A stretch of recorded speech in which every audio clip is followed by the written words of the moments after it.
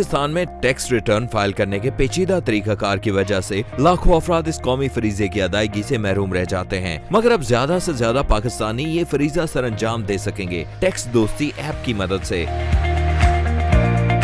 लोग अपनी tax returns file करना चाहते हैं लेकिन उनको बड़ी डिफ़िकल्टी होती है। एक मोबाइल ऐप अगर हो जिस पर आप अपने टैक्स मैटर्स को पहले समझ सकें और फिर आप इजीली अपनी साल की टैक्स रिटर्न फाइल कर सकें, तो टैक्स दोस्ती ये है।